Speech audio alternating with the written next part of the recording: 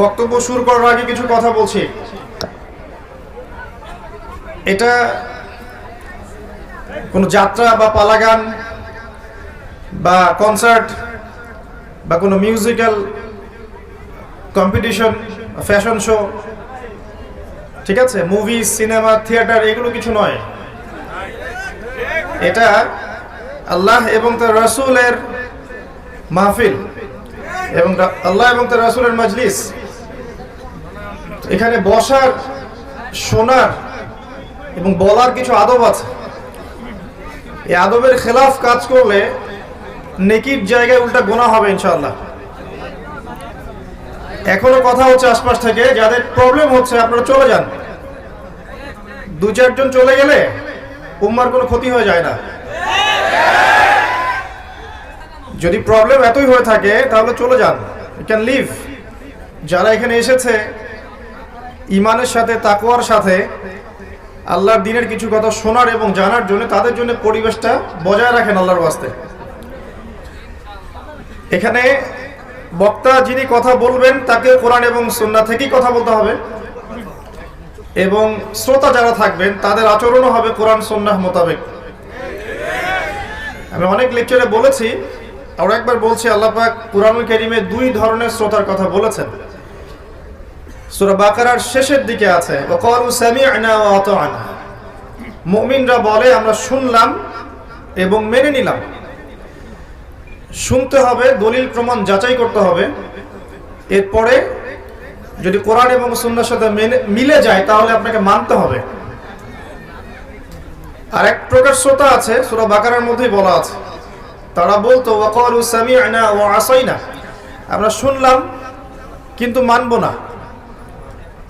তো শুনে যদি না বুঝি তাহলে মানব কিভাবে? তাই বুঝতে হলে শান্তভাবে শুনতে হবে, শান্তভাবে বসে কথা শুনতে হবে। কিরকম? ওই হাদিসে জিবরিলের মতো।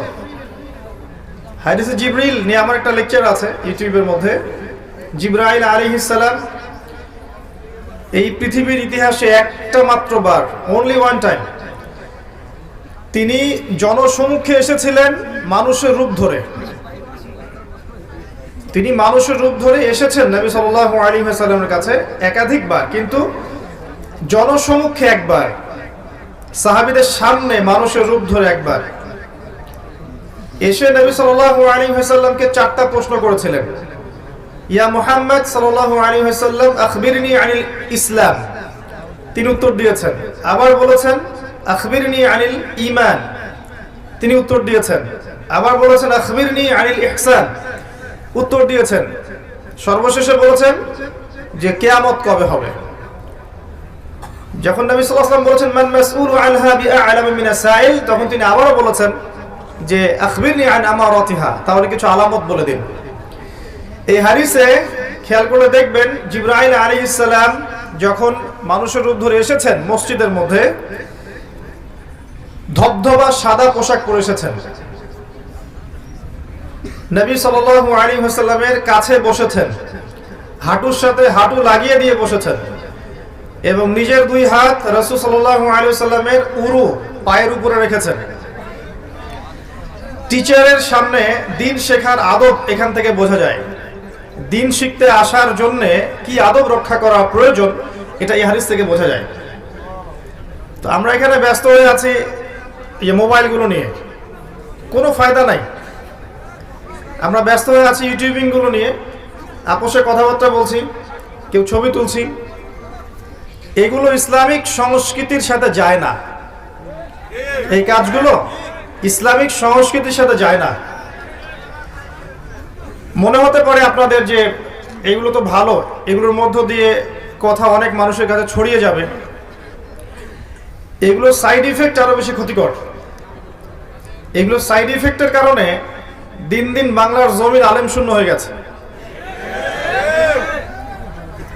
বাহিরের আলেমের সংখ্যার চাইতে ভিতরের সংখ্যা বেশি।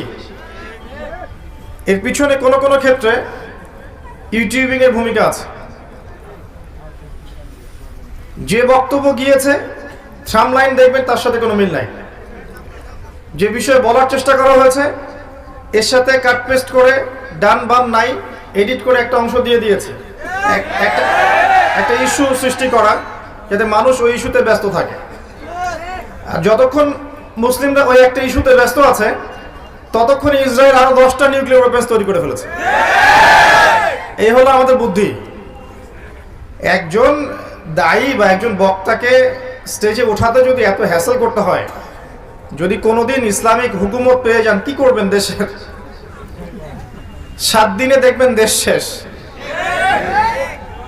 তো আমাদের তো এত আবেগী হওয়া উচিত না, আমাদের উচিত স্মার্ট হওয়া। প্রত্যেকটা কাজ করবেন দিনের জন্য, আল্লাহকে রাজি খুশি করার জন্য এবং রাসূল সাল্লাল্লাহু আলাইহি ওয়াসাল্লামের তরিকায়, এবং সর্বশ্রেষ্ঠ উপায়ে, সবচেয়ে সেরা মাধ্যমে স্মার্টলি ডিল করবেন। ঠান্ডা মেজাজে, সুস্থভাবে, সবলভাবে প্ল্যান করে, পরিকল্পনা করে একটা কাজ বাস্তবায়ন করতে হয়। আর স্বভাবগতভাবে আমরা একটু আবেগী জাতি। আমি একটা কথা বারবার বলেছি এই মাহফিলের সিজনে, যে ইসলামের জন্য যদি কিছু করতে চান, আবেগ নয় বিবেককে কাজে লাগান। আবেগ দিয়ে ইসলামের খুব একটা খেদমত হবে না, বিবেক দিয়ে খেদমত হবে, এবং শেকড় থেকে দিনের কাজ করতে হবে, একদম গোড়া থেকে। আমি যদি এখন প্রশ্ন করি যে এখানে যারা উপস্থিত আছেন সবার মধ্যে কতজন ব্যক্তি জীবনে একবার আল কোরআন শুরু থেকে শেষ পর্যন্ত পড়েছেন? একটু হাত উঁচু করেন দেখি। মাশাআল্লাহ। কতজন মানুষ অর্থ সহ পড়েছেন? এবার হাত উঁচু করেন দেখি। কোরআন মানবতার মুক্তির সমাধান, মহাবিশ্বের মহাবিশ্বয় মহাগ্রন্থ আল কোরআন, যে কোরআন দিয়ে নবী সাল্লাল্লাহু আলাইহি ওয়াসাল্লাম 23 বছরের মধ্যে জাহেলি আরবকে একদম ইসলামী হুকুমতে পরিণত করেছেন। সেই কোরআন দেখবেন আপনি এই 5% মানুষও পড়ে দেখে নাই। এখন আপনি আমাকে বলেন যে নারায়ে তাকবীর আল্লাহু আকবার দিয়ে কি ইসলামের খেদমত হবে? শেকড়ের কাজটা কিন্তু নাই, আছে? নাই।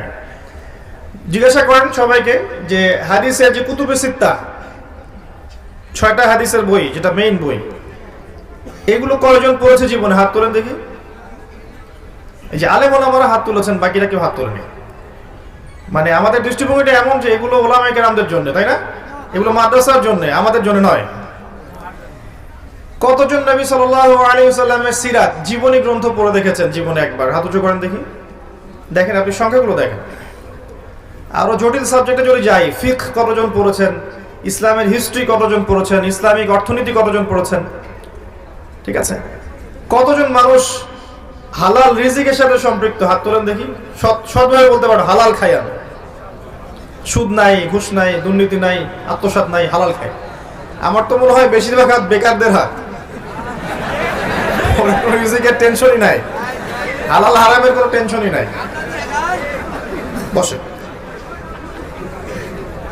যে প্রশ্নগুলো আমি করছি দেখেন, পড়াশোনা করেছে কিনা, হালাল রিজিক খায় কিনা, আদর্শ পরিবার গড়েছে কিনা, আল্লাহর দিনের জন্য সময় দেয় কিনা, আলেম ওলামাদের সোহবতে গিয়ে দিন শিখছি কিনা, বা আল্লাহর পথে এই 40 দিন 3 দিন 3 দিন 7 দিন সময় দিচ্ছি কিনা। বেসিক প্রশ্নগুলো যদি করি, আপনি দেখবেন বেশিরভাগ মানুষের উত্তর কিন্তু নেগেটিভ আসছে।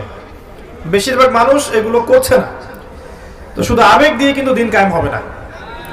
শুধু আবেগ দিয়ে, সেলফি দিয়ে, আইওয়াশ করে, শোডাউন করে, জনবলের দাপট দেখিয়ে, অর্থের দাপট দেখিয়ে দিনের শেকড় থেকে খেদমত হবে না। এই মেসেজটাই আমি দিতে চাচ্ছি বিগত 1 মাস থেকে। সেটা হলো একদিনের এই জলসার নাম দিন ইসলাম নয়। 365 দিন আমাকে কোরআন সুন্নাহ মেনে চলতে হবে, এর নাম দিন ইসলাম। আজকের এই জলসার পরে যদি আমি দেখি, বা আমরা যদি দেখি দোহারের জামে মসজিদগুলোতে ফজরের জামাতে মানুষ নাই, তাহলে এই মাহফিল সার্থক নয়। যদি আমার কথা শোনার পরে আপনারা ফজরের সালাতে যান, তাহলে আমরা সফল, সার্থক। যদি আমরা 5 ওয়াক্ত নামাজ পড়ি, সুদ ঘুষ দুর্নীতি ছাড়তে না পারি, আমরা সফল নই। যদি আমরা দান সদকা করি, ফরজ যাকাত না দিই, সফল নই। আমরা ইসলামের জন্য জীবন দিতে প্রস্তুত এমন মেন্টালিটি রাখি, এদিকে পর্নোগ্রাফি দেখছি, মাদক সেবন করছি, মিউজিক শুনছি, আপনার যে কনসার্ট করছি, এগুলো করছি, তাহলে আমি সফল নই। আমাকে টোটালিটি আনতে হবে ইসলামের মধ্যে। তো ভূমিকা অনেক লম্বা না করে আমি এখন মূল আলোচনা যাচ্ছি ইনশাআল্লাহ। আমরা আশা করব আমরা ইসলামের শেকড় থেকে কাজ করব। শেকড়টা কি? প্রথম কাজ পড়াশোনা করতে হবে। এবং আমি যে সাবজেক্টগুলোর কথা বলছি, আপনি জেনারেল লাইনেই পড়েন আর মাদ্রাসাতেই পড়েন, এই সাবজেক্টগুলো অবশ্যই পড়তে হবে।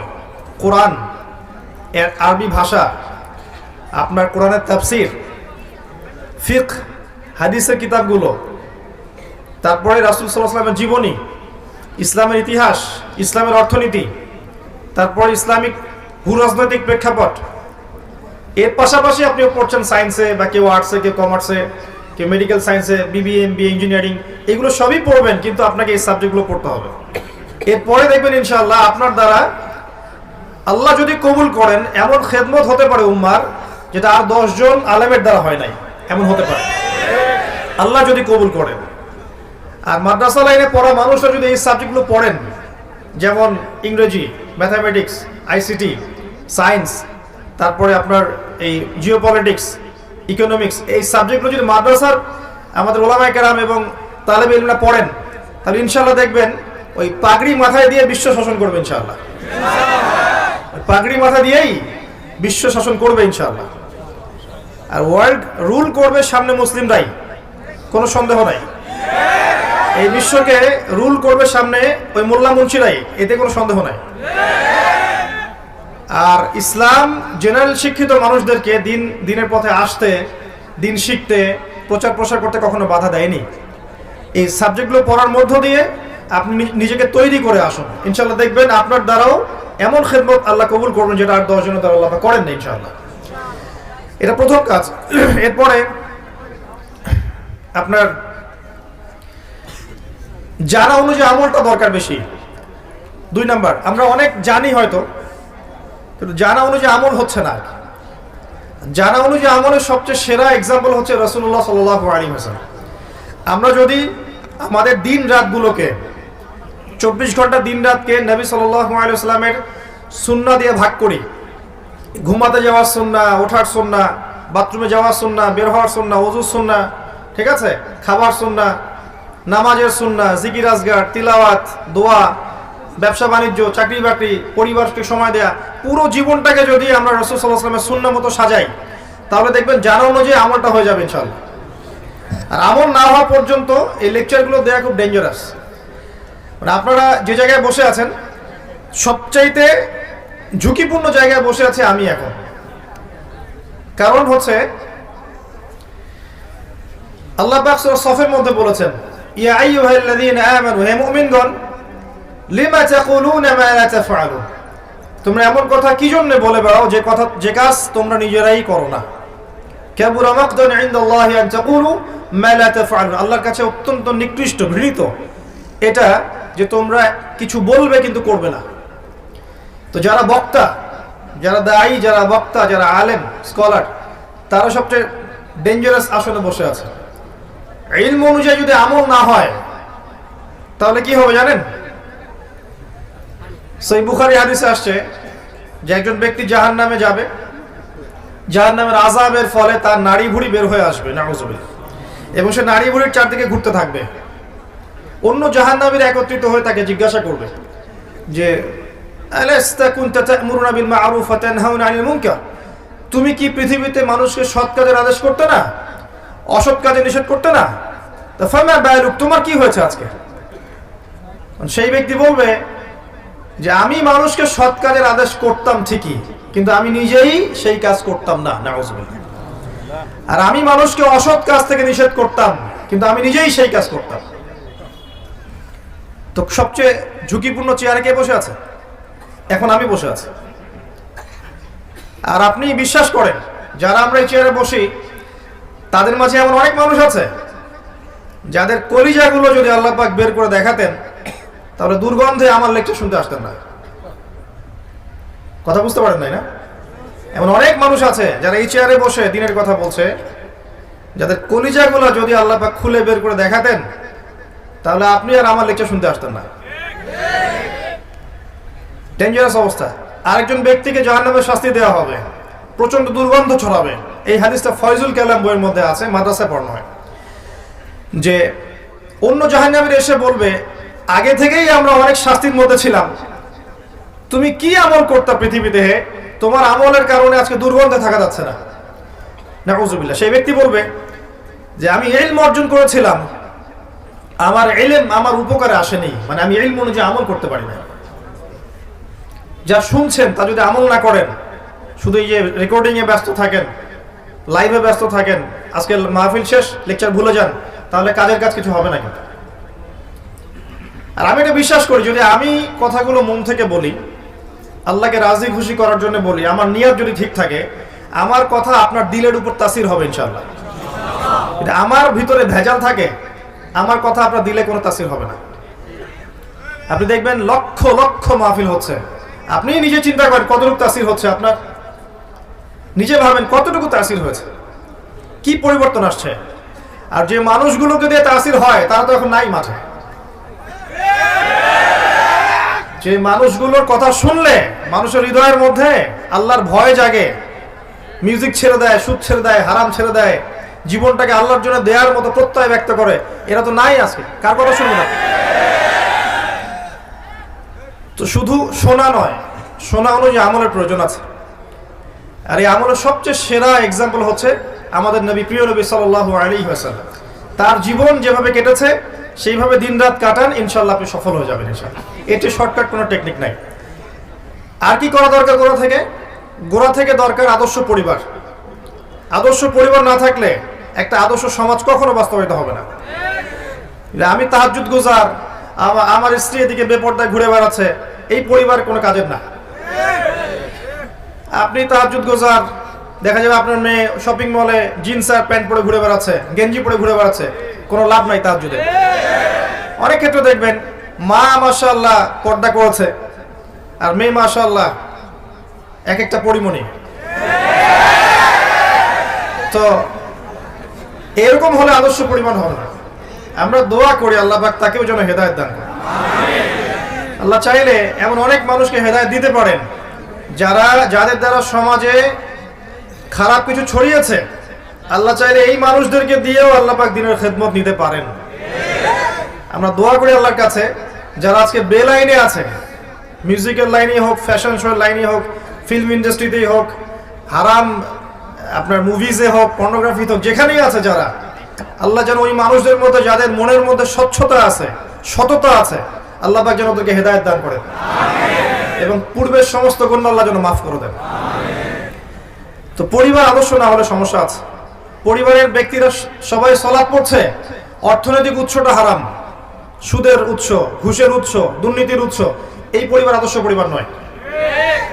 পরিবারে কর্তা হবে ইব্রাহিম আলাইহিস সালামের মতো তাওহীদপন্থী।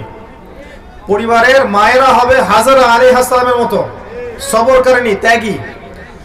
তখনই আপনি ইসমাঈল আলাইহিস সালামের মতো সন্তান পাবেন, তার আগে পাবেন না। আর ইসমাঈল আলাইহিস সালামকে মানুষ করেছেন তার মা, তার বাবা নন। তো একটা মা, একটা তাওহীদপন্থী মা, সবরকারিনী মা, আল্লাহর প্রতি তাওয়াক্কুলকারী মা ইসমাঈলের মতো প্রজন্ম জন্ম দিতে পারবে ইনশাআল্লাহ। তো এই হলো বিষয়। পরিবারে তাওহীদ থাকবে, শিরক থাকবে না। পরিবারে সুন্নাহ থাকবে, বিদআত থাকবে না। হালাল রিজিক থাকবে, হারাম থাকবে না। না খেয়ে থাকবে পরিবারের সদস্যরা, প্রয়োজনে পরিবারের সদস্যরা না খেয়ে থাকবে, তা হারাম খাবে না। ছোট্ট একটা জব করবে, মুদির দোকানে করবে, সবজি বিক্রি করবে, তারপরও সুদের সাথে সম্পৃক্ত হবে না। এই হলো পরিবার। আর যতই দাড়ি টুপি পাগড়ি জুব্বা আমি রাখি না কেন, আমার কপালে সেজদার দাগ আছে, তো ইবাদতের জীবনে আমি পাক্কা মুসল্লি, আর অর্থনৈতিক জীবনে গিয়ে যদি পাক্কা সুদখোর হই, ওই ইবাদত আল্লাহর কাছে কবুল হবে না। শেষ বয়সে গিয়ে 10টা চিল্লা দিয়ে আর 10টা উমরা করে আর 10 বার হজ করে আলহাজ টাইটেল লাগিয়ে কোনো লাভ নাই, কারণ আপনার রিজিকের সোর্সটা হারাম। পরিবারের আদর্শটা হবে আদর্শ পরিবার।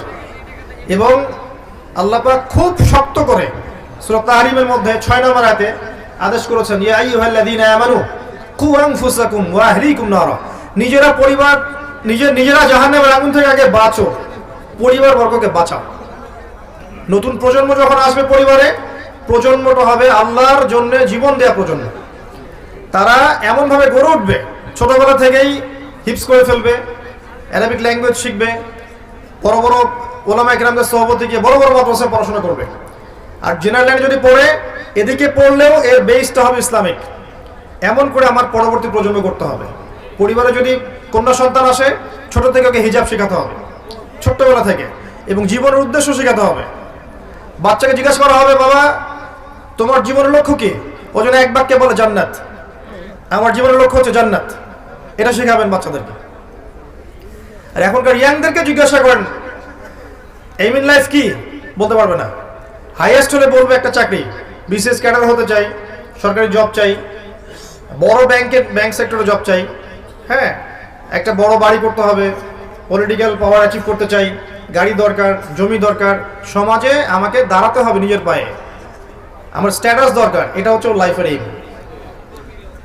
এটা শেখানো হয়েছে আর কি, একটা বস্তুবাদী চেতনা শেখানো হয়েছে যে দুনিয়ার জীবনটাই একটাই জীবন, পরকালের জীবনে লা ইলাহা ইল্লাল্লাহ পড়লেই মাফ, এরকম একটা কনসেপ্ট আছে আমাদের মধ্যে।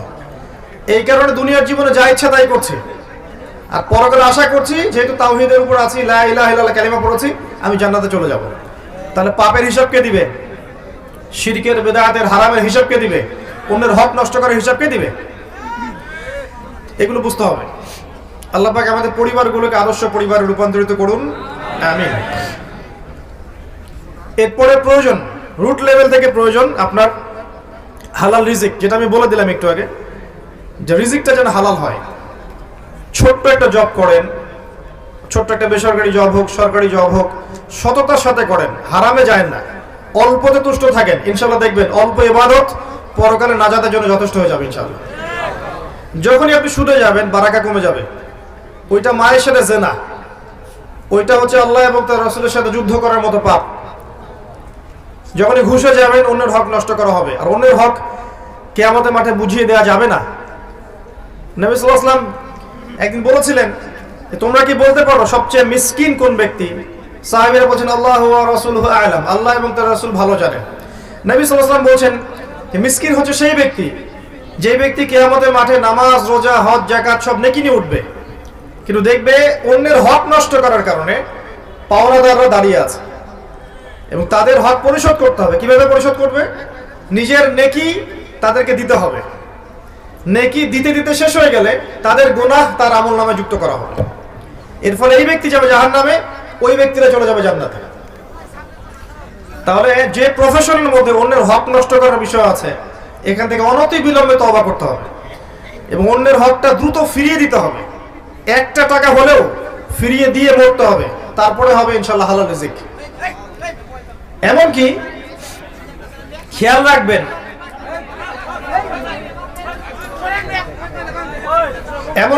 রাখবেন, কারো বাসায় খেতে গিয়েছেন, ওইখানেও খেয়াল রাখবেন যে তাদের রিজিকের সোর্সটা কি।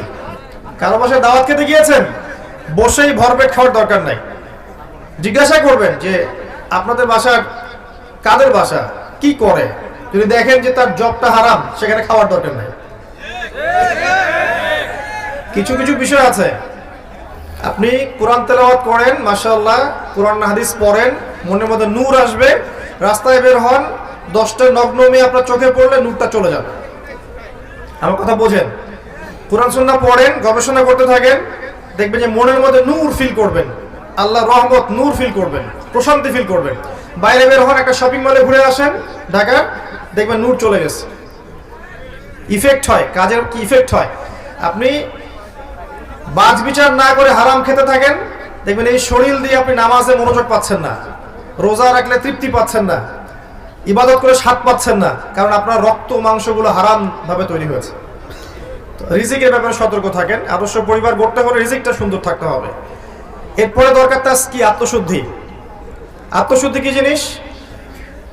মনের মধ্যে যত খারাপিয়াত আছে, যেমন হিংসা, গীবত, তহমত, অহংকার, হঠকারিতা, মুনাফিকি, যত খারাপ দোষ আছে মনের মধ্যে, এগুলোকে বের করতে হবে। এগুলো বের না করা পর্যন্ত আপনার মনটা কিন্তু তাসকিয়া, আত্মশুদ্ধি অর্জন করতে পারবে না। কি করলে বের হবে এগুলো? বেশি বেশি কবরের ফিকির করলে বের হবে। বেশি বেশি কবরের চিন্তা করেন, পরকালের চিন্তা করেন, আল্লাহর সামনে দাঁড়াতে হবে এই চিন্তা করেন, দেখবেন মন নরম থাকবে ইনশাআল্লাহ। বেশি বেশি কোরআন তেলাওয়াত করেন, মনটা নরম সফট হবে ইনশাআল্লাহ। বেশি থেকে বেশি আল্লাহর জিকির করেন, সুবহানাল্লাহ, আলহামদুলিল্লাহ, লা ইলাহা ইল্লাল্লাহ, আল্লাহু আকবার, লা হাওলা ওয়ালা কুওয়াতা ইল্লা বিল্লাহ পড়তে থাকেন, মনটা নরম হবে ইনশাআল্লাহ। বেশি থেকে বেশি দান সাদাকা করেন, মনটা নরম হবে। ইয়েতিমের ভরণ পোষণের দায়িত্ব নেন, মনটা নরম হবে। বিধবার দায়িত্ব নেন, মনটা নরম হবে। দেখবেন ইয়েতিমের মাথায় হাত বুলান, মনটা নরম হবে। বেশি থেকে বেশি আল্লাহর কাছে দোয়া করেন, মন নরম হবে। একটু কম খান, একটু কম ঘুমান, একটু কম হাসেন, একটু কম কথা বলেন, মানুষের সাথে কম মেশেন, মন নরম হবে। এগুলো যত বেশি করবেন মন শক্ত হয়ে যাবে। আর মন যত শক্ত হবে সেই মনের মধ্যে আল্লাহর নূর আসবে না। আল্লাহর নূর না আসলে, কলবের মধ্যে আল্লাহর নূর না আসলে আপনি কবরে নূর পাবেন না এবং আপনি পুলসিরাতে নূর পাবেন না, আত্মশুদ্ধি অর্জন করতে পারবেন না। একটা কথা বলি, যখন আপনার হৃদয়ের মধ্যে নূর আসবে আল্লাহর পক্ষ থেকে, আপনি দেখবেন আপনি এমন কিছু বুঝতে পারছেন যেটা 8-10 জন পারছে না।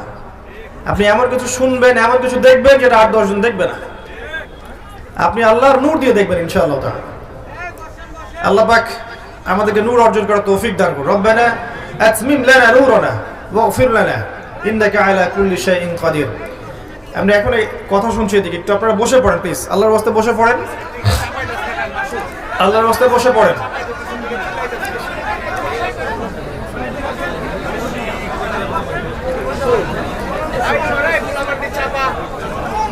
বেসিক কাজের কথা বলছিলাম প্রিয় ভাইরা। 1 নাম্বার বলেছি ইলম অর্জন করা। দিনের জন্য কিছু করতে চান, আগে পড়াশোনা করেন, জ্ঞান অর্জন করেন, এবং সিলেবাসগুলো বলেছি এই বইগুলো আপনাদেরকে পড়তে হবে, এই সাবজেক্টগুলো পড়তে হবে। 2 নাম্বার কাজ ইলম অনুযায়ী আমল করা। তার জন্য নবী সাল্লাল্লাহু আলাইহি ওয়াসাল্লামের সুন্নাহ ফলো করতে হবে প্রতিদিন প্রতি রাত। 3 নাম্বার কাজ আদর্শ পরিবার গড়া। এর ব্যাপারে আমি অল্প কিছু কথা বলেছি। আদর্শ পরিবার গড়ার জন্য যা যা করণীয় আমাদেরকে করতে হবে। পরিবারে তাওহীদ থাকবে, সুন্নাত থাকবে, তালিম থাকবে, কোরআনের তেলাওয়াত থাকবে, পরিবারের লোকজন হবে নামাজি, পর্দানশীল এবং আপোষে মিল মহব্বত থাকবে। আদর্শ পরিবার করতে হবে। তারপরে বলেছি 4 নাম্বার হালাল রিজিকের কথা। 5 নম্বরে গিয়ে বলেছি আত্মশুদ্ধি অর্জনের কথা। আরেকটা কথা বলবো, শুধু বেসিক কাজ, সেটা হলো আল্লাহ পাক প্রত্যেকটা মানুষকে কিছু না কিছু পটেনশিয়াল দিয়েছেন। কেউ হয়তো ভালো বলতে পারেন, কেউ ভালো লিখতে পারেন, কেউ হয়তো ভালো অ্যাসোসিয়েট করতে পারেন, কেউ বিভিন্ন প্রজেক্ট লঞ্চ করতে পারেন। এক এক মানুষকে আল্লাহ পাক এক এক পটেনশিয়াল দিয়েছেন। আপনাকে খুঁজে বের করতে হবে যে আপনার প্রতিভা কোনটা, এবং সেই প্রতিভাটাকে আপনাকে দিনের পথে কাজে লাগাতে হবে। একজন আলেম যেমন দিনের খেদমত করতে পারে, একজন মেডিকেল ডক্টরও কিন্তু দিনের খেদমত করতে পারবে না? সে যদি সৎ হয়, দিনের বুঝ থাকে, সে কিন্তু তার প্রফেশন থেকেও দিনের খেদমত করতে পারবে ইনশাআল্লাহ। একজন ইঞ্জিনিয়ার দিনের খেদমত করতে পারবে ইনশাআল্লাহ। যাকে আল্লাহ পাক যা মেধা দিয়েছেন, কাউকে মেধা, কাউকে অর্থ, কাউকে শারীরিক শক্তি, কাউকে মানসিক শক্তি, এটাকে আপনি দিনের পথে কাজে লাগান। এতিমের একটা প্রজেক্ট করেন, বিধবাদেরকে নিয়ে প্রজেক্ট করেন, আপনি অসহায় নারী শিশুদেরকে নিয়ে কোনো প্রজেক্ট করেন, মানবতার কল্যাণে কোনো প্রজেক্ট করেন, একটা মাদ্রাসা করেন, একটা মসজিদ করেন, একটা ইসলামিক কোনো সংগঠন করেন, কিছু একটা করেন যেটাতে আপনার দিনের পথে এগিয়ে যাওয়া সহজ হয় এবং উম্মার খেদমত হয়, কল্যাণ হয়। ইনশাআল্লাহ দেখবেন এই ছোট্ট ছোট্ট খেদমতগুলো ভবিষ্যতে বড় বিজয় নিয়ে আসবে ইনশাআল্লাহ তাআলা। এগুলো বেসিক কাজ। এগুলো আগে কেন বললাম? বিকজ এই কাজগুলো না করে আমরা যদি শুধুমাত্র আবেগী হই, শোডাউন করি, আইওয়াশ দেখাই, ঠিক আছে, আত্মহমিকায় ভুগি, আমরা অনেক জনসংখ্যা আমাদের অনেক বেশি, এগুলোতে ফখরে ভুগি, কি বলে ভুগি, তাহলে দেখবেন দিন দিন ইসলামের জমিন সংকুচিত হয়ে আসবে। এবং যেটা হচ্ছে আর অনেকে বলবেন যে কই হচ্ছে, আমি তো দেখতে পাচ্ছি না। আপনি 2 চোখ দিয়ে দেখেন, বাহ্যিক চোখ না, ভেতরের চোখ দিয়েও দেখেন। প্রচুর কথা হচ্ছে, আমি মনোযোগ হারাচ্ছি। দেখেন, আমি মনোযোগ হারালে কিন্তু লেকচারটা আপ টু দ্য মার্ক দিতে পারবো না। আমি কিছু চিন্তা করে এসেছি বলার জন্য, মনোযোগ ব্যাহত হয় বারবার, তাহলে আপনারা ক্ষতিগ্রস্ত হবেন। আল্লাহর রাস্তায় বসেন, আমরা হয়তো আর 1 ঘন্টা কথা বলবো হাইয়েস্ট। 1 ঘন্টা সবর করেন আল্লাহর জন্য। আল্লাহ পাক তৌফিক এনায়েত করুন, আমিন। তো আমরা সবাই চাই যে ইসলামের বিজয় হোক, আমরা সবাই জান্নাতে যাই, জাহান্নাম থেকে বাঁচি, তাই না? আমরা প্রত্যেকেই চাই আমরা আল্লাহ সন্তুষ্টি পাই।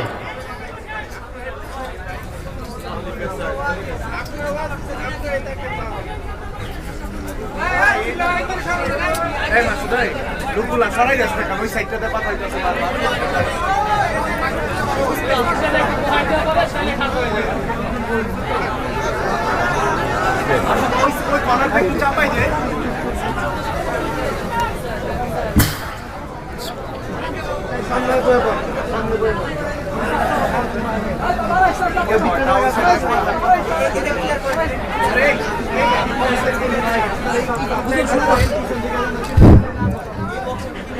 الله أوله وآخره الحمد لله والصلاة والسلام على رسول الله أما بعد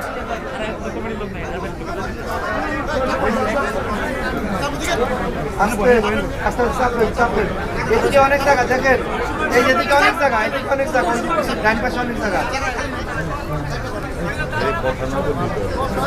আপনারা বসেন প্লিজ, আর কেউ কথা বলবেন না, প্লিজ বসেন এত কষ্ট করে আসছেন, একটু শুনেন। বসেন।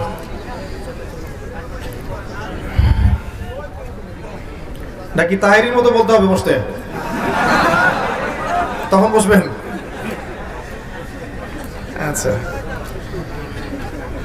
এই অংশটাকে আবার কাট করে দিও না ইউটিউবে। ইউটিউবার যারা আছো, দিন প্রচার করবেন যারা আছেন, যেভাবে প্রচার করা দরকার এমন কিছু করবেন না যাতে উম্মার ক্ষতি হয়ে যায়। মনে রাখবেন, একজন আলেম এর জায়গা একজন ইউটিউবে নিতে পারবে না। শত শত ইউটিউবার একজন আলেমের জায়গা পূরণ করতে পারবে না, ঠিক আছে? তো দুনিয়ার স্বার্থে নয়, তাদের নসিহত করবো, দুনিয়ার স্বার্থে নয়, দিনের জন্য দিনের কাজ করে। যে কাজটা করলে দিনের উপকার হবে, আর কখন কোন অংশটুকু দিতে হবে আর কখন কোনটা দেওয়া যাবে না, এই ইন্টেলেক্টটা থাকা উচিত, ঠিক আছে? কারণ আমাদেরকে আমাদের ভালো বুঝতে হবে। মুসলিমদের ভালো হচ্ছে যে কাজগুলোর কথা বললাম, তাওহীদে আমাদের ভালো, সুন্নতে আমাদের ভালো, হালাল রিজিকে আমাদের ভালো, আকীদার সংশোধনে আমাদের ভালো, আদর্শ পরিবারের মধ্যে আমরা ভালাই পাবো। আমরা একটা পরবর্তী ভালো প্রজন্ম করতে পারলে ভালাই পাবো। ইসলামিক ভালো প্যারেন্টিং দিতে পারলে ভালাই পাবো। ইসলামিক ইকোনমিক্স স্ট্যাবলিশ করতে পারলে ভালাই পাবো। আমাদেরকে বুঝতে হবে যে কোথায় আমাদের ভালো আছে এবং কারা আমাদের স্পষ্ট শত্রু। তাদের জন্য সুযোগ সৃষ্টি করে দেয়া কোনো বুদ্ধিমানের কাজ হবে না, হবে? আচ্ছা, আমরা সবাই চাই দিনের খেদমত হোক, কল্যাণ হোক, বিজয় হোক। এই জন্য প্রথম যে কাজটা করা দরকার, আমি পরের অংশটা শুরু করছি, সেটা হলো আমাদেরকে পরিস্থিতিটা আগে বুঝতে হবে, কোন সিচুয়েশন আপনি বাস করছেন। যদি ফিতনাময় পরিবেশে বসবাস করার পরে আপনার কাছে মনে হয় যে আপনি জান্নাতের মধ্যে আছেন, এভরিথিং ইজ গোয়িং পারফেক্ট, তাহলে আপনি ভুল করবেন। প্রথমে বুঝতে হবে কোথায় বসবাস করছি আমরা। আমরা এমন একটা বিশ্বে বসবাস করছি এখন 2021-22 সালে, যেই বিশ্বে ইসলামিক কোনো খিলাফা নেই, এক নম্বর কথা।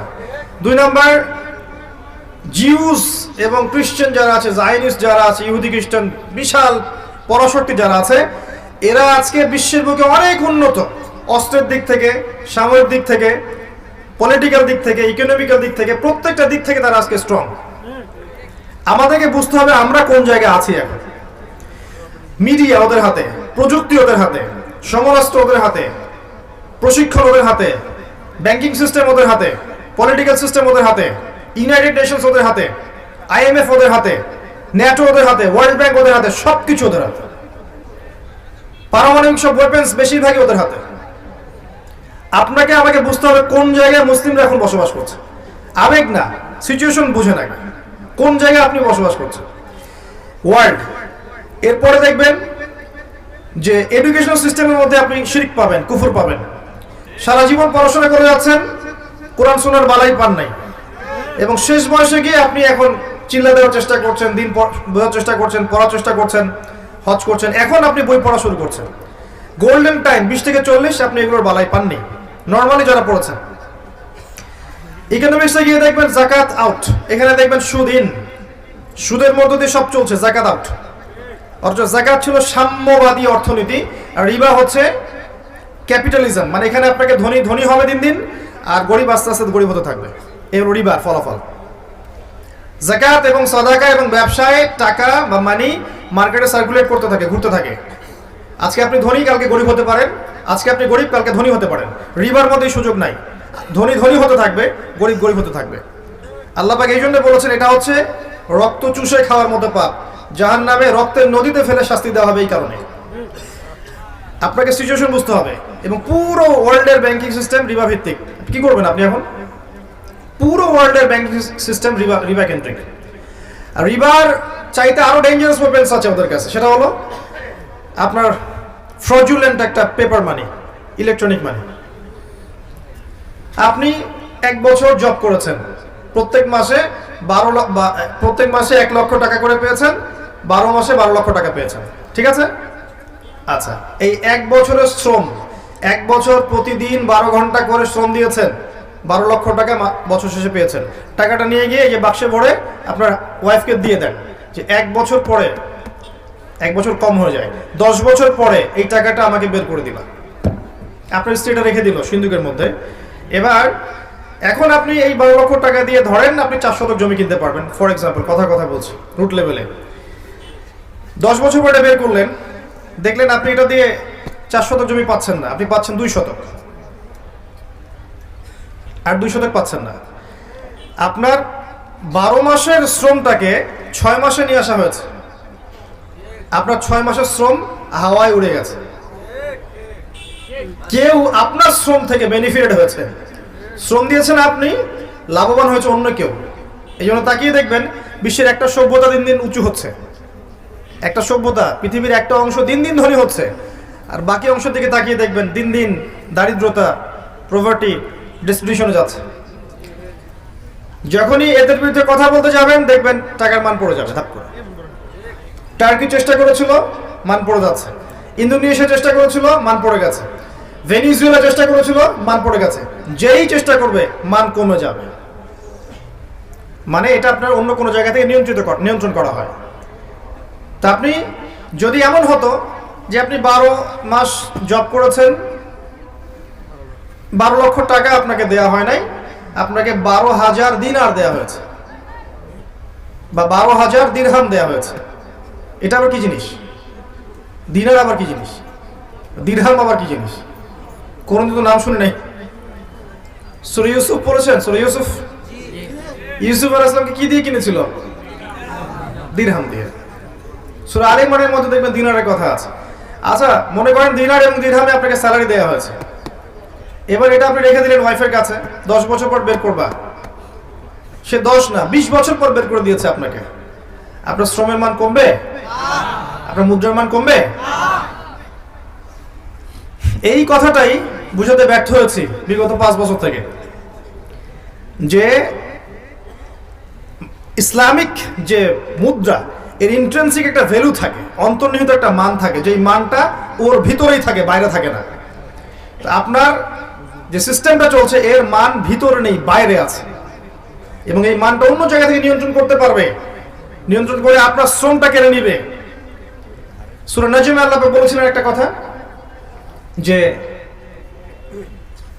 একটা ভুলে গেলাম এই মুহূর্তে, মানুষ তাই পাবে যা সে চেষ্টা করে। এই কটা কথা আছে না? হ্যাঁ, লাইসা লিল ইনসান ইল্লা মা সাআ। মানুষ চেষ্টার বাইরে কিছু পাবে না, তাই তো? মানুষ চেষ্টার বাইরে কিছুই পাবে না। আপনি অর্থ উপার্জনের চেষ্টা করবেন, আপনি পাবেন। আপনি ফল, বীজ রোপণ করবেন, গাছ হবে, ফল খাবেন। আপনি এখানে বীজ রোপণ করলেন, গাছ হলো, আপনি পরিপূর্ণ ফলটা খেতে পারছেন না, ফল অন্যজন খাচ্ছে। আমি যদি আপনাকে বলি যে আমার ফার্মে আপনি জব করেন, 1 বছর জব করবেন, 12 ঘন্টা করে পার ডে, কিন্তু আমি বছর শেষে আপনাকে 6 মাসের স্যালারি দিব, আপনি নেবেন? কোনো পাগলেও নিবে? কিন্তু আমরা এটা করছি, কিছু করার নাই, কারণ সিস্টেমটা ওদের হাতে। ওয়ার্ল্ডের সিচুয়েশন বুঝতে হবে আপনাকে। ইনশাআল্লাহ ঈসা ইবনে মারইয়াম আসলে এই সিস্টেম থাকবে না। ইনশাআল্লাহ আযজা ওয়া জাল আল মাহদি আসলে এই সিস্টেম থাকবে না। ঠিক। প্রতারণাপূর্ণ ইকোনমিক্স।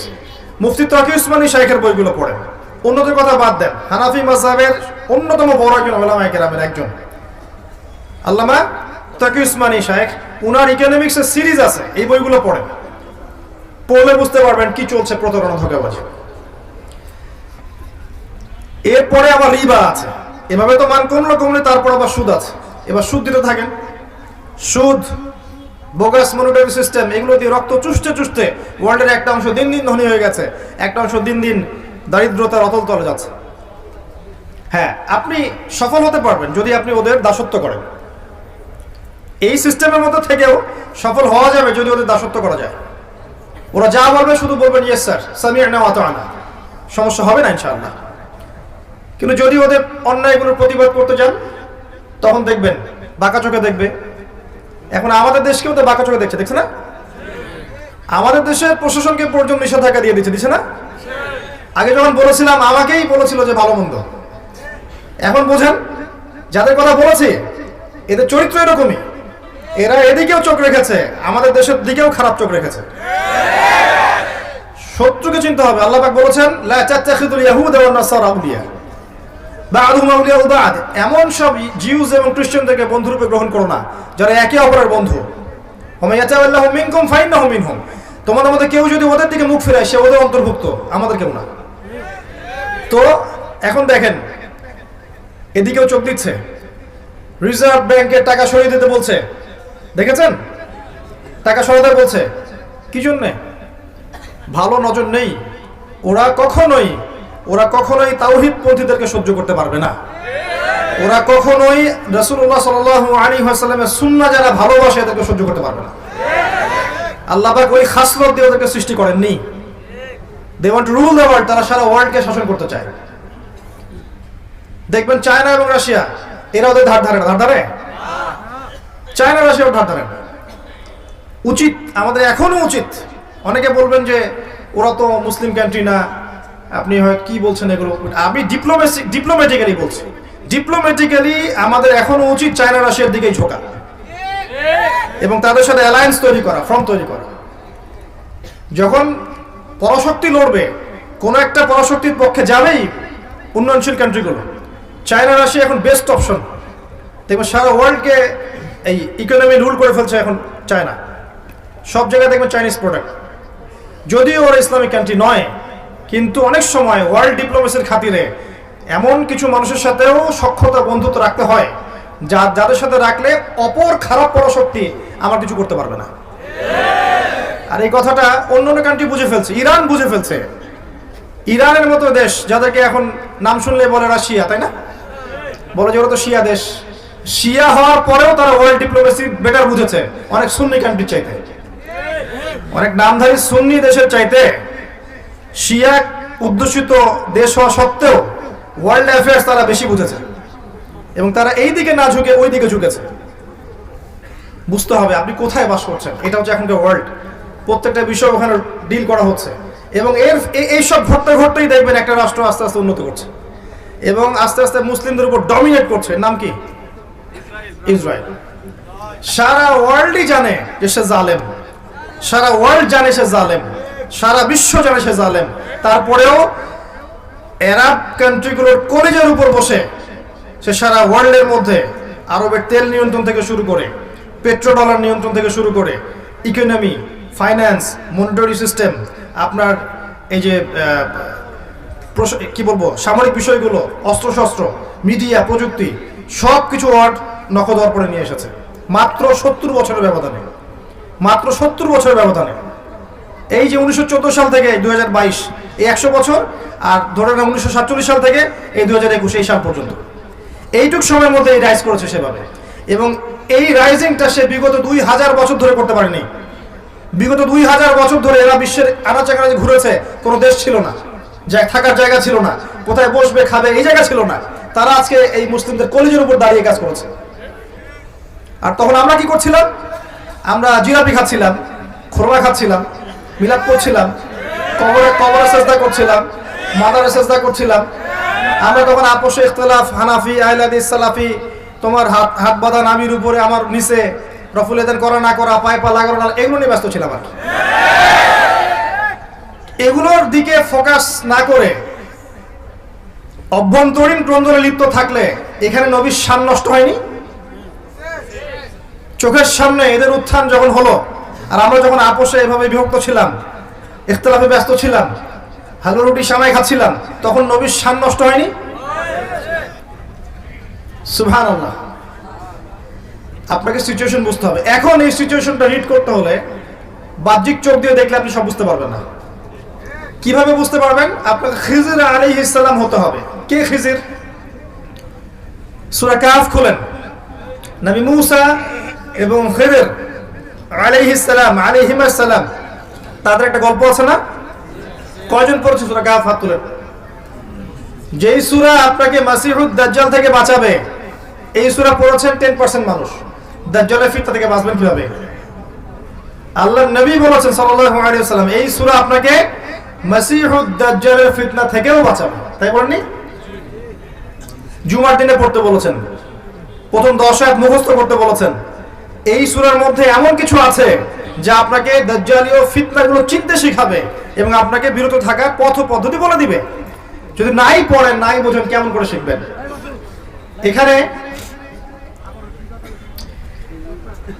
বসেন তো ভাই, প্লিজ বসেন। আপনারা নবী মূসা আলাইহিস সালাম আর খিদর আলাইহিস সালামের ঘটনা আছে না? মূসা আলাইহিস সালাম বলেছিলেন যে আমি বিশ্বের সবচেয়ে জ্ঞানী মানুষ। আল্লাহ পাক ধরেছেন, না তুমি জ্ঞানী মানুষ নও সবচেয়ে, আরেকজন বান্দা আছে আমার, সে তোমার চেয়ে বেশি জানে। তার নাম খিদর। খিদর মানে শ্যামল। তিনি যেখানে বসতেন সেই জায়গা সবুজ হয়ে উঠত। মূসা আলাইহিস সালাম বললেন যে আমি তার সাথে মিট করতে চাই, জ্ঞান শিখতে চাই। আল্লাহ পাক বললেন একটা মাছ নাও, এই যে থলির মধ্যে রাখো, সফর করতে থাকো। মাজমাউল বাহরাইন, দুই সাগরের মিলনস্থলে তুমি তাকে পাবে। যখন দেখবে মাছটা জীবিত হয়ে সাগরে চলে গেছে, তখন সেখানে তুমি ওকে পাবে। সফর করতে থাকলেন, এক পর্যায়ে পেলেন। পাওয়ার পরে বললেন আমি আপনার কাছে জ্ঞান শিখতে চাই। তো খিদর আলাইহিস সালাম বললেন ইন্নাকা লান তাস্তাতিআ মাইয়া সাবরা, তুমি আমার কাছে ধৈর্য ধরতে পারবে না, তুমি আমার সাথে ধৈর্য ধরতে পারবে না। মূসা আলাইহিস সালাম বললেন ইনশাআল্লাহ আমি ধৈর্য ধরব। ইনশাআল্লাহর বরকতে তাকে সাথে নেওয়া হলো। সফর করতে থাকলেন। 3টা ঘটনা ঘটলো। কি ঘটনা?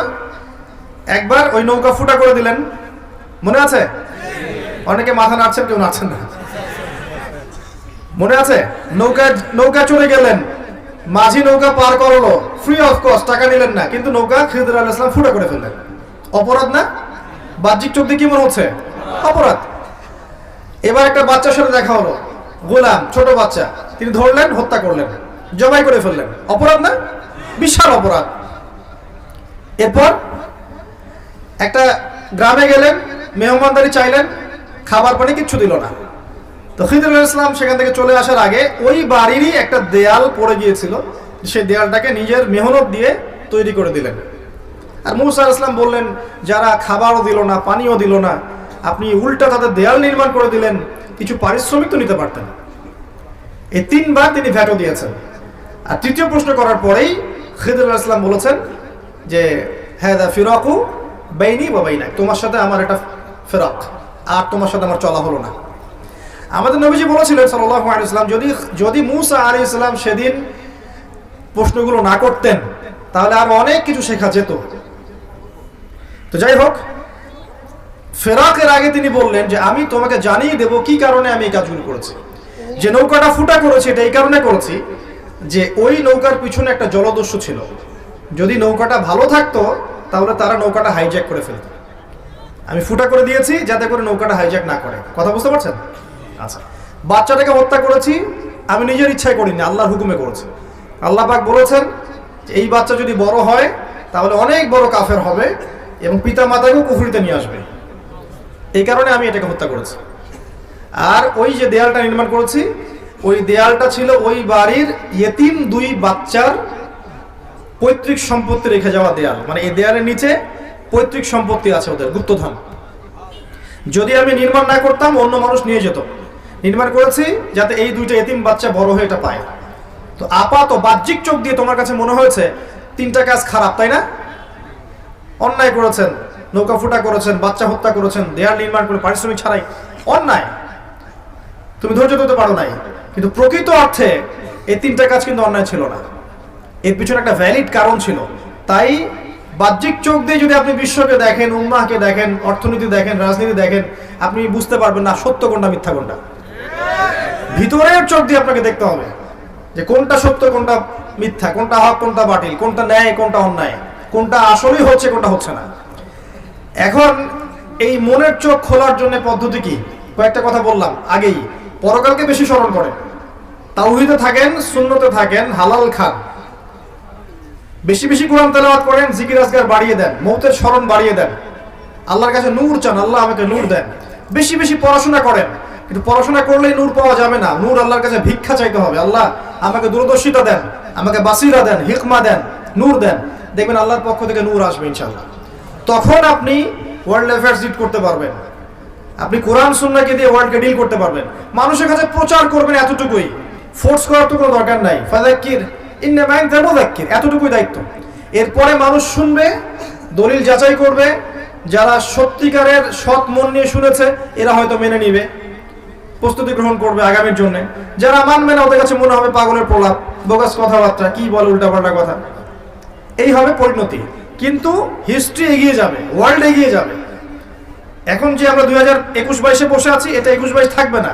আস্তে আস্তে ওয়ার্ল্ড এগিয়ে যাবে, আরো জলোচ্ছ্বাস আসবে, ভূমিকম্প আসবে, ম্যাসাকার হবে, আরো মহামারী ছড়াতে পারে, আরো পলিউশন হবে ওয়ার্ল্ডে, পরাশক্তিদের মধ্যে যুদ্ধ বাঁধবে, নিউক্লিয়ার যুদ্ধ পর্যন্ত হতে পারে, ওয়ার্ল্ডে নিউক্লিয়ার যুদ্ধ পর্যন্ত হতে পারে। ওয়ার্ল্ড এমন একটা জায়গায় বসে আছে, ওয়ার্ল্ডের এই যে ইকোনমিক সিস্টেমটা কলাপস করে যেতে পারে, টেকনোলজি যেগুলো আছে এগুলো নাও থাকতে পারে।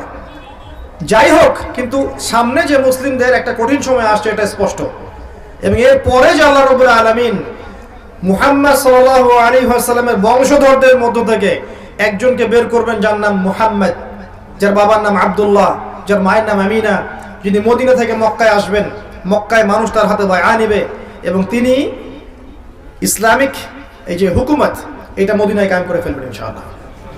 এবং সেখান থেকে তার সাথে পরশক্তিদের ব্যাটল হবে, তিনি পেরে উঠবেন না। এক পর্যায়ে মাসিহুদ দাজ্জাল আত্মপ্রকাশ করবে, এবং এই মাসিহুদ দাজ্জালকে হত্যা করার জন্য, মারার জন্য আল্লাহ পাক সত্যিকারের মাসিহকে পাঠাবেন। তিনি কে? ঈসা ইবনে মারইয়াম। তার হাতে মাসিহুদ দাজ্জাল নিহত হবে এই প্যালেস্টাইনের এই যে বাবেলুদ, যেটা প্যালেস্টাইনের মধ্যে আছে এখন। এরপরে তিনি 40 বছর জেরুজালেম থেকে সারা বিশ্বে খেলাফা কায়েম করে দিবেন। একটা কাঁচা বাড়ি, একটা পাকা বাড়ি বাদ থাকবে না যেখানে আল্লাহর কালিমা প্রবেশ করবে না। 40 বছর চলবে, বারাকা আসবে, প্রচুর বৃষ্টিপাত হবে, মাটি উর্বর হবে, অন্য একটা পৃথিবী মানুষ দেখবে। এই পৃথিবী থাকবে না। মানুষ মানুক আর না মানুক ওয়ার্ল্ডের দিকে যাবে, আস্তে আস্তে সময়ের দিকে যাবে। 10 বছর পরেই হোক, 100 বছর পরেই হোক, 200 বছর পরেই হোক, কত সালে হবে আমরা জানি না। কেউ সাল মেনশন করে কথা বলতে পারবে না, বলা উচিত না, কিন্তু এটা হবে। তারপরে ওয়ার্ল্ড আবার সেই প্রাচীনতায় ফিরে আসবে, শুধু ইসলাম আর ইসলাম দেখবেন। এরপরে এমন একটা প্রজন্ম আসবে যারা এত কুৎসিত হবে, এত জঘন্য নোংরা হবে, রাস্তার মোড়ে মোড়ে দাঁড়িয়ে জেনা করবে। আল্লাহ পাক এই জেনারেশনের সামনে পশ্চিম দিক থেকে সূর্য ওঠাবেন এবং সরাসরি কিয়ামত সংঘটিত করবেন। ওই দিন আমরা দেখতেও চাই না, এবং ওই জেনারেশনে অন্তর্ভুক্ত হতেও চাই না। সামনে এই সময়গুলো আসবে। এখন মাঝখানে এই সময়টাতে আপনার প্রিপারেশন কি? কি করতে যাচ্ছেন আপনি? একটা মাহফিল যথেষ্ট? শুধু 5 ওয়াক্ত নামাজ পড়াই কি যথেষ্ট? আমরা যা করছি দিনের জন্য, একটা মাদ্রাসায় বসে শিক্ষকতা করছি, ধরেন 5 ওয়াক্ত নামাজ পড়ছি, একটা ব্যাংকে বসে আছে, একটা চাকরিতে বসে আছে, বা সমাজের নেতৃস্থানে কোনো জায়গায় বসে আছে, এটাই কি এনাফ ইসলামের বিজয়ের জন্য? সবার জায়গা থেকে সবাই যদি দিনের বোঝাটা কাঁধে না নেই, তাহলে কি বিজয় হবে? শুধু শোডাউন করে হবে? একে অপরের সাথে কাদা ছোড়াছড়ি করে হবে? অভ্যন্তরীণ বিভক্তিতে হবে? এই দল ওই দল মারামারি কাটাকাটি এগুলো করে হবে? হবে না। আমাদেরকে এগিয়ে যেতে হলে, আবারও বলছি, স্পেশালি ইয়াংদেরকে বলছি, প্রচুর পড়াশোনা করতে হবে, প্রচুর পড়াশোনা করতে হবে। আমাদের এখন পড়াশোনাই জিহাদ, এটা বড় একটা কাজ। আপনি মনে করছেন যে ইসলামিক জিহাদের কনসেপ্ট আছে, আপনি একসময় আল্লাহর পথে যাবেন, শাহাদাত বরণ করবেন, ইত্যাদি ইত্যাদি। জ্ঞান অর্জন করেন, আগে পড়েন, কোরআন পড়েন, আরবি ভাষাটা শেখেন, হাদিসের বইগুলো পড়েন, ইসলামের ইতিহাস পড়েন, ফিলোসফি পড়েন, ওয়ার্ল্ড অ্যাফেয়ার্সগুলো বোঝেন, জ্ঞান অর্জন করে স্মার্ট হন। আপনাকে ওয়ার্ল্ডটাকে ডিল করতে হবে, আপনাকে সিচুয়েশন বুঝতে হবে। তারপরে আপনি যেন নিজের আমলে যান, পরিবার গঠনের দিকে যান, হালাল রিজিকের দিকে যান, একটা নেককার মেয়েকে বিয়ে করেন, পরবর্তী প্রজন্ম গড়ে তোলেন। আস্তে আস্তে আস্তে আস্তে আপনি আপনার জান, আপনার মাল, সময়, শ্রম, মেধা দিয়ে দিনের খেদমত করতে থাকেন। এবং আমরা কোন পরিবেশে বসবাস করছি এটা বোঝার চেষ্টা করেন, স্মার্টলি দিনের কাজ করেন। এমন কোনো ইনিশিয়েটিভ নেবেন না যাতে উম্মার উপকার চেয়ে ক্ষতি হয়ে যায়। আপোষের ইখতিলাফগুলো দূর করে ফেলেন। ইখতিলাফ করতে থাকলে কিয়ামত পর্যন্ত কোনো সলিউশন আসবে না, কোনোদিন সলিউশন আসবে না। যতই ইখতিলাফে আপনি কাউন্টার দেন, সে আরেকটা কাউন্টার দিবে, আপনি আরেকটা কাউন্টার দেন, সে আরেকটা কাউন্টার দিবে। বিশ্বাস করেন, শুধু এই কারণেই, শুধু এই কথা চিন্তা করেই আমার জীবনে আমি এমন অনেক ক্ষেত্রে চুপ থেকেছি যেখানে আমি 10টা লাইন বলতে পারতাম, ইচ্ছা করে আমি চুপ থেকেছি। কারণ আমি যদি 10 লাইন বলি আর একজন 20 লাইন বলবে, সে যদি 20 লাইন বলে আমি আরো 10 লাইন বলতে যাই, সে আরো 30 লাইন বলবে। এই সিলসিলা চলতে থাকলে সলিউশন কখনো আসবে না। মান সামাতে না যায়। আপনি যদি হকপন্থী হয়ে থাকেন, আল্লাহর কবুলিয়ত আপনার কাছে থেকে থাকে, আপনি সৎ হন এবং আপনি ইনোসেন্ট, আপনি অন্যায় করেন নাই, দেখবেন আল্লাহ আপনাকে কবুল করে নেবেন ইনশাআল্লাহ। বাতিল ধুলোর মতো উড়ে যাবে ইনশাআল্লাহ। তো আল্লাহর রাস্তায় আমরা আপোষে ভাই ভাই হয়ে যাই, সবাইকে ভাই মনে করতে শিখেন। আমরা যারা আছি, যে কোনো মাযহাবে হোক না কেন, যে কোনো তরিকায় হোক না কেন, যে কোনো আলেমের সোহবতে থাকুক না কেন, সবাই আমরা মুসলিম ভাই। সবার ভালোটুকু নিয়ে নেন, খোলা মনে ভালোটা রিসিভ করে নেন। আর সবার বিতর্কিত বিষয় যেগুলো আছে এগুলোকে বাদ দিয়ে দেন, ছেড়ে দেন। সরকারের নসিহতকামী হন, কল্যাণকামী হন। যারা বিভিন্ন লেভেলে কাজ করছে, প্রশাসনে, সামাজিক সেক্টরে, উপরের লেভেলে, ব্যাংকে, কল্যাণকামী হন, নসিহতকামী হন। শত্রুতা পোষণ করে তাদেরকে আপনি দিনের পথে আনতে পারবেন না। মূসা আলাইহিস সালামকে আল্লাহ পাক বলেছেন, ফিরআউনের কাছে যাও, ইযহাবা ইলা ফিরআউনা ইন্নাহু তাগা ফাকুলা লাহু কওলান লায়্যিনা। ফিরআউনের মতো কাফেরের কাছে গিয়ে ইসলামের দাওয়াত দাও, কিন্তু তার সাথে নরম ভাষায় কথা বলো। উগ্রতা দিয়ে, বোমাবাজি করে, আপনার সন্ত্রাসবাদ ছড়িয়ে, বা ওই যে আইএসএস এর মতো আমেরিকান এজেন্ট হয়ে আপনি কখনো ইসলাম কায়েম করতে পারবেন না। মধ্যমপন্থী থাকুন, শৈথুল্যবাদী হবেন না, উগ্রপন্থী হবেন না। সমাজের প্রত্যেক সেক্টরে মানুষের জন্য নসিহতকামী হন, কল্যাণকামী হন। মাউইযাতুল হাসানা দিয়ে, আকীদা আমল সংশোধনের মধ্য দিয়ে সবার কল্যাণকামী হয়ে দিনের পথে নিয়ে আসেন। ইনশাআল্লাহ দেখবেন এক পর্যায়ে একটা ইউনাইটেড মুসলিম উম্মাহ গড়ে উঠবে। আমি বিশ্বাস করি যে আমরা যদি একসময় নাও থাকি, ইনশাআল্লাহ এমন একটা প্রজন্ম আসবে সামনে, যারা ইনশাআল্লাহ তাআলা দেখবেন প্রকৃত ইলম অর্জন করবেই ইনশাআল্লাহ।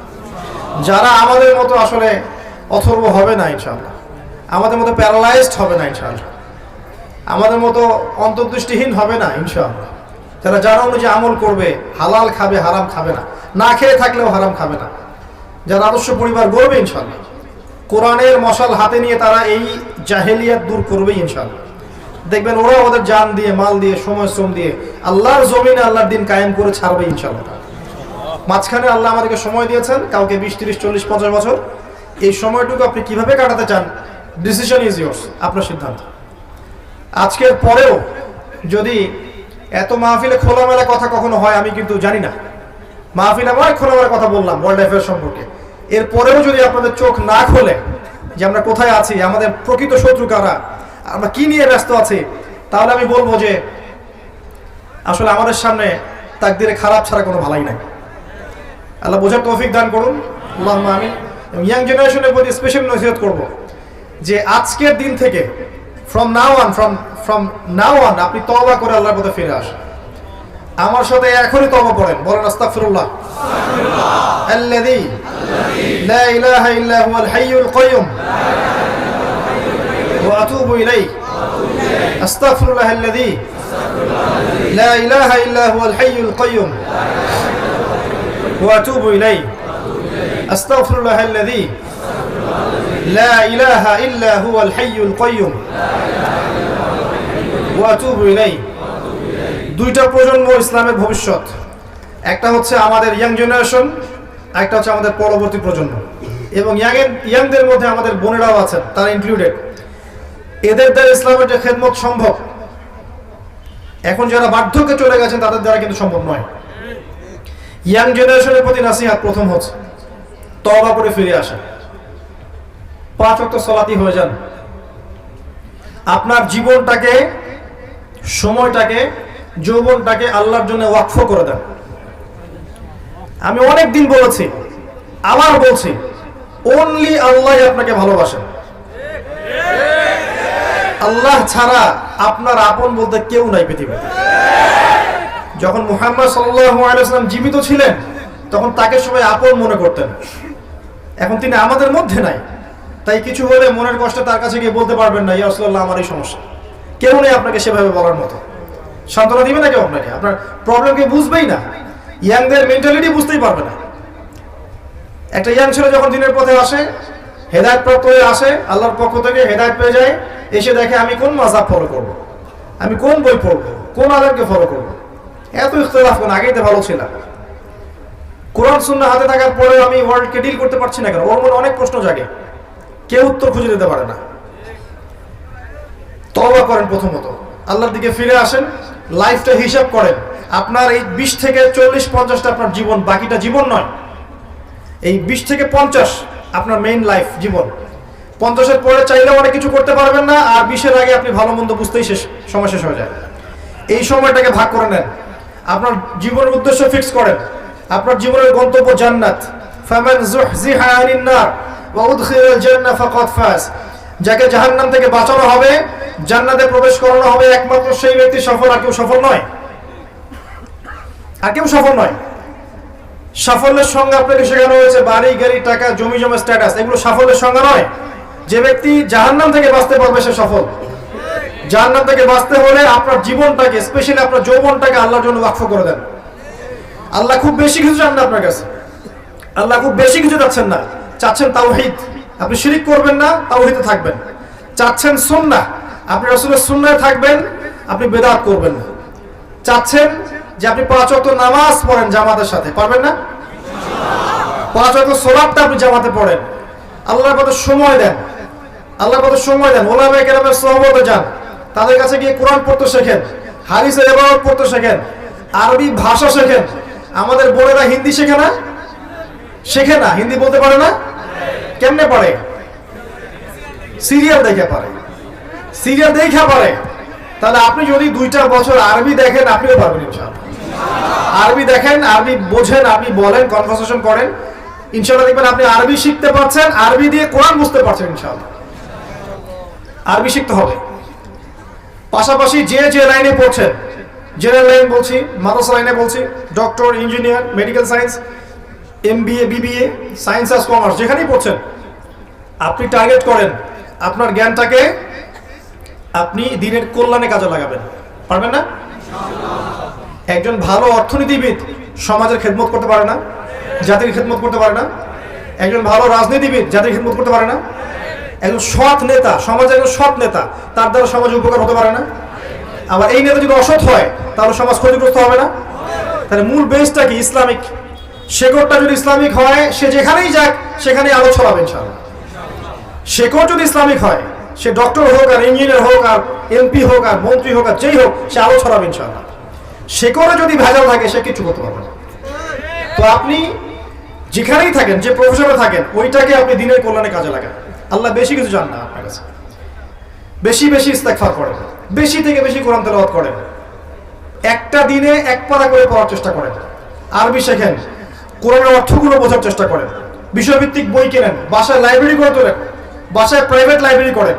আপনাদের ঢাকা থেকে বাংলা বাজার কাছে, বাংলা বাজারে যাবেন, সাবজেক্ট ধরে ধরে বই কিনবেন। প্রত্যেক মাসে 2000, 3000, 5000 টাকা বই কিনবেন। টাকা কে দিবে?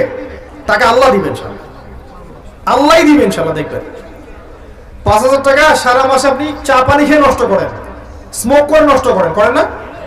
5000 টাকা আপনি মাসে দেখবেন ওই যে নেশা করে নষ্ট করতেছেন। আর মাশাআল্লাহ, গার্লফ্রেন্ড থাকলে তো 5 দিয়ে হবে না, মাসে 15-20 চলে যাবে নাকি?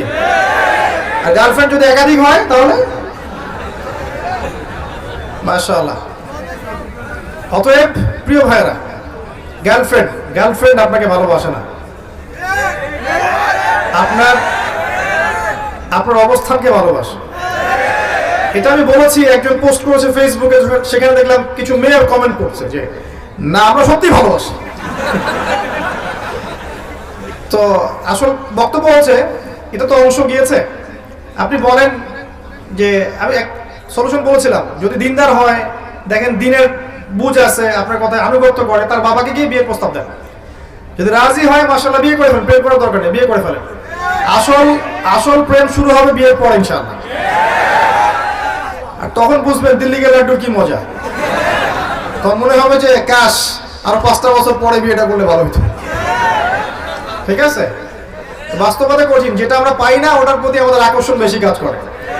পাওয়ার পরে দেখবেন যে আসলে জীবনটা মনে হয় আগেই ভালো ছিল, বন্ধুদের সাথে ঘুরতাম, একটু ইয়া ছিল, স্বাধীনতা ছিল, ফ্রিডম ছিল, এখন সেটা আর নাই। এখন দেখবেন 1 ঘন্টা কেন 10 মিনিট দেরি হলেই 10টা ফোন আসা শুরু হবে। কোথায় তুমি, কোথায় গেছো, কার সাথে সময় দিচ্ছ, এত সময় দেওয়া লাগে? আচ্ছা, বিয়ের প্রস্তাব দেন, যদি বাবা রাজি হয়, পরিবার মেনে নেয়, আপনার একটা হালাল রিজিকের সোর্স থাকে, আপনি বিয়ে করে ফেলেন। হারাম রিলেশনশিপে যাবেন না, এটা এক প্রকার জিনা। এটা কি এক প্রকার জিনা? কারণ শুধুমাত্র সেক্সুয়াল সম্পর্কটাই জিনা নয়, দেখা সাক্ষাৎ করা, কথাবার্তা বলা, ফোনে কথা বলা, আই কন্ট্যাক্ট সবকিছু জিনার অন্তর্ভুক্ত।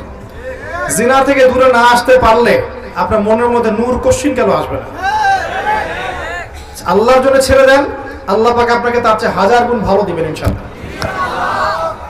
ইনশাআল্লাহ তাআলা বিশ্বাস রাখেন। তো পুরো বক্তব্যটা হচ্ছে যে আপনি এতটুকু যদি বলতে পারেন, ঠিক আছে আমি চিন্তা করেছি যে আমি বাবার সম্পত্তি আর নিব না, নিজের পায়ে দাঁড়াবো, কষ্ট করে হলে কষ্ট করে আমি একটা জব খুঁজবো, হ্যাঁ 5000 টাকা স্যালারি হোক আর 10,000 টাকা স্যালারি হোক, কষ্ট করে আমি নিজের পায়ে দাঁড়িয়ে নিজে প্রতিষ্ঠিত হয়ে তোমাকে বিয়ে করবো ইনশাআল্লাহ। তারপর দেখেন আপনার সাথে থাকে কিনা, আপনার গার্লফ্রেন্ড আপনার সাথে থাকবে না। তো বাস্তবতা এরকম। আর এখনকার জেনারেশনের যে মেয়েদেরকে আপনারা মনে করছেন আপন, ভিতরে ওই ফ্যামিলিস্ট রেভলিউশনের ছোঁয়া আছে তার ভিতরে। তারা নিজেদেরকে পুরুষ মনে করে, তারা মনে করে যে আমাদের আর ওদের মাঝে কোনো পার্থক্য নাই। এই জিন্স এবং টি শার্ট জেনারেশনের কোনো মেয়েকে যদি বিয়ে করছেন, আমি লিখে দিতে পারবো আপনার জীবনটা জাহান্নাম হয়ে যাবে। এই ভুল করতে যায় না। আর যদি এমন কোন বোরখাওয়ালির সাথে অ্যাফেয়ার্স থাকে, যার সাথে আপনি কফি খাচ্ছেন, বুঝবেন এই বোরখার নিচে প্রকৃত তাকওয়া নাই। যদি থাকতো তাহলে আপনার সাথে কফি খেতে আসতো না। একজন সচ্চরিত্র মেয়ে কোশ্চিন কালেও আপনার সাথে ফোনে কথা বলবে না, আপনার চ্যাটের উত্তর দিবে না। এবং এমনকি আপনি যখন ফোন নাম্বার এক্সচেঞ্জ করছেন, রাতের বেলা নক দিচ্ছেন, সে রিপ্লাই করবে না। কখনো একটা সত্যিকারের মুত্তাকি মেয়ে এটা করতে পারে না। সহজ সমাধানে চলে যান প্রিয় ভাই। আল্লাহকে সন্তুষ্ট করতে হবে এবং যৌবন আল্লাহর জন্য বিলিয়ে দিতে হবে। এই জন্য আপনাকে নামাজি হতে হবে, পড়াশোনা করতে হবে, হালাল রিজিক খেতে হবে। হালাল রিজিকের ব্যবস্থা করার পরে মেয়ে যদি পছন্দ হয়, কোনো মেয়েকে পছন্দ করেন, তার বাবাকে বিয়ের প্রস্তাব দেন, তার মাকে বিয়ের প্রস্তাব দেন। সাহসিকতার সাথে কাজ করেন, সাহসের সাথে যান, মেয়ের হাত চান। যদি মাশাআল্লাহ মেনে নেয় আলহামদুলিল্লাহ, যদি না মেনে নেয় আপনি জোর করেন না, আপনি ফিরে আসেন। ফিরে এসে আল্লাহর কাছে ইস্তেখারা করেন, সিজদায় দোয়া করেন, আল্লাহকে বলেন রব্বানা হাব লানা মিন আজওয়াজিনা ওয়া যুররিয়াতিনা কুররাতা আয়ুন ওয়াজআলনা লিল মুত্তাকিনা ইমামা। আল্লাহ আপনাকে এমন উৎস থেকে রিজিক দিবেন ইনশাআল্লাহ আপনি কল্পনা করতে পারেন না। তখন দেখবেন সত্যিকারের খাদিজা, সত্যিকারের আয়েশা রাদিয়াল্লাহু আনহুমা, তাদের মতো স্ত্রী আপনার ঘরে চলে আসছে ইনশাআল্লাহ। যখন আসবে তখন দেখবেন এই দুনিয়াটাতে আপনি জান্নাত পাবেন। এই দুনিয়াটা জান্নাত নয়, কিন্তু এই দুনিয়াতে যদি কারো ঘরে একটা নেককার স্ত্রী থাকে, সে ফিল করতে পারে জান্নাত কাকে বলে, সে ফিল করবে। এমনিতে দুনিয়াটা ফিতনার জায়গা, কিন্তু যার ঘরে একটা নেককার সুশ্রী পবিত্র স্ত্রী আছে, যে তাকে দিনের পরে চলতে সাহায্য করে, সে দুনিয়াতেই জান্নাতের ফ্লেভার পাবে ইনশাআল্লাহ। এটা আল্লাহ পাক সবার তাকদীর নসিব করেন না। যদি আপনি পবিত্র না থাকেন, আপনি যদি হারাম মিউজিকে থাকেন, এই যে ডিজে করেন, 31st নাইট করেন, ইয়াবা খান, মদ খান, হারাম অ্যাফেয়ার্স করেন, জেনা করেন, এগুলো লিপ্ত থাকেন, 10 ঘাটের পানি আপনি খেয়ে এসে থাকেন, আপনি কোশ্চিন কেন পবিত্র নারী পাবেন না? আপনি যাকে পাবেন দেখবেন সেও 10 ঘাটের জল খেয়ে আসছে। তখন কি হবে? তখন ফ্লাই করার আগেই, ল্যান্ড করার আগেই, টেক অফের পর ল্যান্ড, এর মধ্যে ডিভোর্স হয়ে গেছে। আল্লাহ পাক আপনাদেরকে বোঝার তৌফিক দান করুন যে আল্লাহ আপনাকে প্রকৃত অর্থে ভালোবাসেন। আর আল্লাহ পাক বলেছেন যে 1 ভাগ ভালোবাসা, মাত্র 1 ভাগ ভালোবাসা আমি পুরো সৃষ্টি জগতের মধ্যে দিয়েছি। এই 1 ভাগ ভালোবাসার জন্য এই যে গরু, গাভী তার বাচ্চার ওই যে ময়লা চেটে পরিষ্কার করে, 1 ভাগ ভালোবাসার জন্য। একটা পিকচার দেখেছিলাম যে একটা হরিণের বাচ্চাকে বাঘেরা ধাওয়া করছে, মা থেমে গেল, মা থেমে গিয়ে নিজের জীবনটা দিল, বাচ্চাটা চলে গেল। মাকে বাঘ 3 দিক থেকে ধরেছে, আর এই মা হরিণটা স্থির হয়ে দেখছে ওর বাচ্চা চলে যাচ্ছে, নিজের জীবন দিয়ে দিল, বাচ্চাকে সেভ করলো। এই 1 ভাগ ভালোবাসার ফল এগুলা। আর আল্লাহ পাক বাকি 99 ভাগ ভালোবাসা তার কাছে রেখেছেন আপনাকে ভালোবাসার জন্য। কিয়ামতের মাঠে এই ভালোবাসা দিয়ে আল্লাহ পাক আমাদেরকে মাফ করবেন ইনশাআল্লাহ। দুনিয়ার ধোকায় পড়বেন না। নেককার স্ত্রী আল্লাহর কাছে চেয়ে নিন, সলাতে মনোযোগী হন। প্রিয় ভাই, কোরআন পড়েন, নিয়মিত এক পারা করে পড়েন, সলাতে মনোযোগী হন, আলেম ওলামাদের সোহবতে যান, আরবি ভাষা শেখেন, হারাম মিউজিক ছেড়ে দেন, গার্লফ্রেন্ডের হারাম সঙ্গ ত্যাগ করেন, বিয়ে করেন, পবিত্র জীবনে চলে আসেন, হালাল রিজিক সোর্স তালাশ করেন। আপনাকে যে মেধা আল্লাহ দিয়েছেন এইটা দিয়ে আপনি দিনের, উম্মার, দেশের, জাতির খেদমত করার চেষ্টা করেন ইনশাআল্লাহ। দেখবেন ইনশাআল্লাহ তাআলা বাংলাদেশের এই যুব সমাজের মধ্য দিয়ে এবং পরবর্তী প্রজন্মের মধ্য দিয়ে ইনশাআল্লাহ আগামী বিশ্বে বাংলাদেশ আল্লাহ চায় তো বিশ্বের সুপার পাওয়ার হবে ইনশাআল্লাহ।